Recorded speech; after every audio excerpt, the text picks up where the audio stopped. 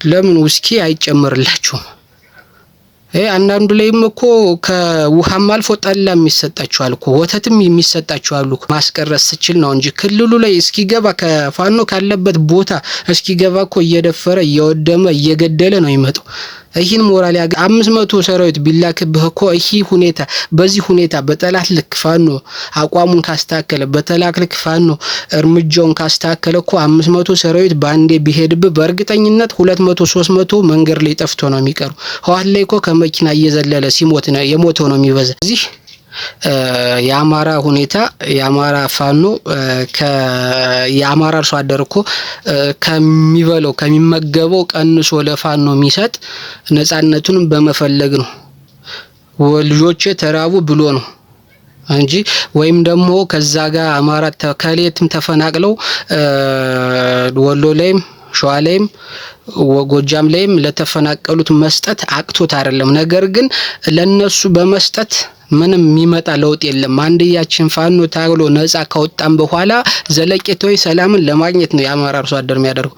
ነገር ግን ፋኖ የሚያደርገው ምንድነው? የማረከውን ሊገል ሊሄደውን የሚደፍረውን የጠላትን ኃይል ጠላት አለኝ የሚለውን ልብሱን አልብሶ የሚኩራራበትን ኃይል ይመግባል። ይህ ደግሞ የሞራል መገንቢያ እየሆነ እንጂ በስኪ የህዋትን አሁን ሰው ህዋቶች ብዙ አመት አገሪቷን ሲያስተዳድሩ ስለቆዩ በብር ገዝተው ዲፕሎማሲ ሰርተው ምናምን የሚል የጅል አስተሳሰብ ይሰራል። ህዋቶች ፖለቲካን ትኩረት ያገኙት በጠላት ልክ በጣም ጨካኝ ስለሆኑ በጠላት ልክ ሆነው ስለተገኙ ነው። ጠላት አክሱም ላይ 800 በቀን ንጹሃን ጨፈጨፈ። እነሱ ደግሞ የሚያደርጉትን መከላከያ ሲማርኩ ምንም ሲማርኩ ጠላት ሲማርኩ ምሬት የላቸውም፣ ምግብ አይሰጡም።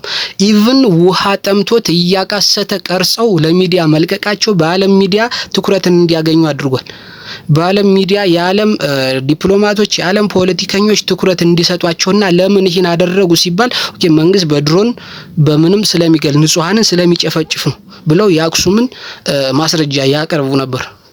ይህ ምንድነው? ዲያስፖራዎች ማለት ነው። ዲያስፖራዎች እኮ የትግራይ ዲያስፖራዎች ዝም ብለው መንገር ላይ ተኝተው ሲያሩ ጅሎች ይላሉ። ግን ጅሎች የአማራው ዲያስፖራ ነው። ጅሎች የአማራ አንዳንድ ፋኖ አጉል ይሉንታ አጉል ሃይማኖተኛ ነኝ የሚለው ነው ጅል ማለት ነው እንጂ ሲያቃስት አይቶ አሁን የአማራ ከመመገብ ይልቅ ለፕሮባ አንድ ቀን እኮ ልትመግብ ትችላለህ። እኛ እንደዚህ ነን እና በሰላም ለሰጠ ነው ብለህ በሰላም ለሰጠ እጁን ብለህ እንደዚህ ልታደርግ እንዴት ተዋግተን ማረክ ነው ብለህ ተዋግተህ ጓድ ገድሎብህ የማረከውን እንዴት ነው ምግብ የምታቀርብለት? እንዴት ነው ከርሱ የምትሞላለት? ግን ይህን ይዘህ እንደዚህ ውሃ አስጠምተህ ውሃ ሳሰጥ ውሃ አስጠምተህ ምግብ አስርበህ እንግዲህ የሚያወጣውን ቃል ያንን ቀርጸህ ለሚዲያ ብታውለው የዓለም ሚዲያን ትኩረት ታገኛለህ፣ የዓለም ማህበረሰብን ትኩረት ታገኛለህ። ያኔ ለምንድነው ፋኖች ይህን የሚያደርጉት ሲባል ይህንን የሚያደርጉት መንግስት በድሮን ንጹሃንን ስለሚጨፈጭ ነው። ስለዚህ መንግስት ሊያቆም ይገባል የሚል አስተሳሰብ ይኖራቸዋል፣ ለአማራ አመለካከት ይኖራቸዋል። እንዲሁም ደግሞ ይህን የሚያዩ የብልጽግና ሰራዊት ቤተሰቦች ልጆቻቸው እንደዛ እንዳይሆኑ መንግስት ላይ ጫና ያደርጋሉ። ያንን ፖለቲካ ለማግኘት መስራት ያለበት ያንን ፖለቲካ ይህን አድቫንቴጅ ለማግኘት ነው ፋኖ መስራት ያለበት እንጂ ሆዱ እስኪሞላ እየጋበዘ ያው መጋበዝ ብሎ እንግዲህ አንድ እንጀራ ከምናምን አጣጥፎ በትኩስ ወጥ መስጠት ከመጋበዝም በላይ ነው ወታደር ላይ ማለት ነው። ያውም ሊገልህ የመጣ ላይ ከመጋበዝም በላይ ነው።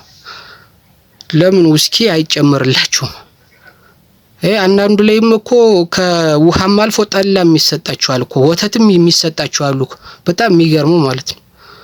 ስለዚህ ይሄ በዚህ ሁኔታ ፖለቲካ አይሰራም። ፖለቲካ ማለት ጌም ነው። ጌሙን ደግሞ ልታሸንፈው የምትችለው የዓለም ትኩረት እንዴት አገኛለሁ ነው እንጂ ዓለም ላይ አሁን የዓለም የፓወር ስለሆነ ዓለም ላይ በየዋህነት የምታገኘው ወይም የምታሸንፈው ፖለቲካ የለም። በጠላት ልክ ዓለም የሚፈልገው በዓለም በሚፈልገው ልክ ጨካኝ ሆነህ መገኘት ነው። አጸፋ መመለስ ስችል ነው። ጠላትን ገና ከቤቱ ማስቀረት ስችል ነው እንጂ ክልሉ ላይ እስኪገባ ከፋኖ ካለበት ቦታ እስኪገባ እኮ እየደፈረ እየወደመ እየገደለ ነው ይመጣው።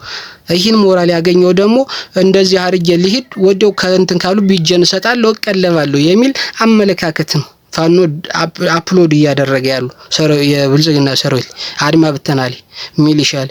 ስለዚህ እዚህ ጋር አስፈላጊ በተለይ የሚዲያ ሰዎች ይሄንን መስራት አለባችሁ።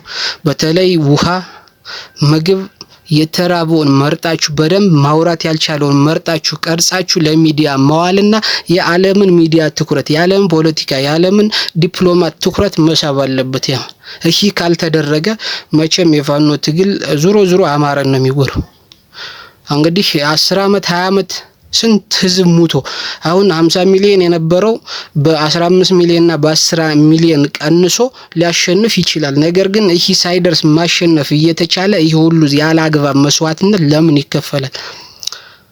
እምቢ ብሎ የጠገበ 10-30 በ500 ሰራዊት ቢላክብህ እኮ ይህ ሁኔታ በዚህ ሁኔታ በጠላት ልክ ፋኖ አቋሙን ካስተካከለ በጠላት ልክ ፋኖ እርምጃውን ካስተካከለ እኮ 500 ሰራዊት ባንዴ ቢሄድብህ በእርግጠኝነት 200-300 መንገድ ላይ ጠፍቶ ነው የሚቀሩ።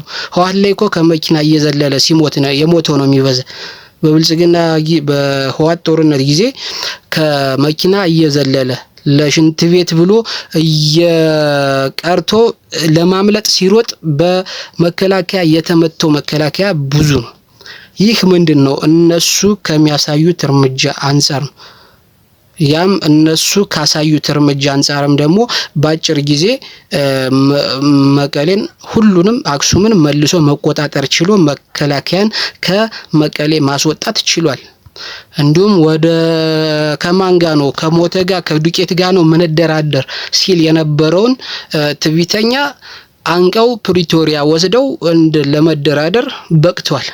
ይህ ሁኔታቸው ነው፣ እርምጃቸው ነው፣ ፖለቲካቸው ነው። ለዓለም ምን አይነት ሚዲያ ምን አይነት ፕሮፓጋንዳ ለዓለም መተላለፍ አለበት ሲባል የሚያሰራጩት ነው። በተለይ አሁን በዶላር ገዝተው ነው እንደዚህ 27 አመት የትኛው ነው ውጭ ጉዳይ የነበረ ማን ነው? እስኪ 27 አመት ጠቅላይ ሚኒስትር የነበረ ማን ነው? እነሱ ናቸው እንዴ? ማን ነው የነበረው? ምክትሉ ማን ነበር? እነሱ እኮ አልነበሩም አይደል? ስለዚህ እነሱ ያልሆነ ነው እንዴት ነው የሚሰሩት? እነሱ ያን ዲፕሎማሲ ያንን ሁኔታ ያመጡት ከነሱ እርምጃና ከዲያስፖራ ከትግራይ ዲያስፖራ አይበገሪነት አንፃር ነው እንጂ ይሄን ያመጡት እነሱ እንደሚባለው በዶላር በገስት ሎቢ ቀጥረው አይደለም፣ ወይም ደግሞ እነሱ ባሉበት ሰዓት በተግባቧቸው ዲፕሎማቶች በኩል አይደለም። ስለዚህ ይህ ነገር በጣም መታሰብ አለበት። ከጊዜ ወደ ጊዜ በጣም ንጹሃን በድሮን እየሞቱ ነው። ቢያንስ አትሊስት እኮ ይህን እርምጃ ልክ በጠላት ልክ እርምጃውን ፋኖ ቢያደርግ ኢቭን እኮ እንዴት ነው መመግበው የለኝም ማለት እኮ አንድ ነገር ነው። መመግበው የለኝም ብሎ ከዓለም ድጋፍ ማግኘት ህዋት እንዴት ነው ሲያደርግ የነበር? ለሰራዊቱ መመግበው የለኝም ያን እያቃሰተ ለቀቀ። ለሰራዊቱ አይደለም ለሰራዊቱ ለተፈናቀለው ህዝቤ መመግበው የለኝም በማለቱ ምክንያት የዓለም ህዝብ ተሯሩጦላችኋል። የዓለም ህዝብ ያላገዛችሁ የለም። ሚዲያው ያልሸፈነላቸው ቦታ የለም። በጣም ሚዲያ አግዟችኋል። ስለዚህ ፋኖም በዚህ ደረጃ እንትን ማለት መዘጋጀት አለበት።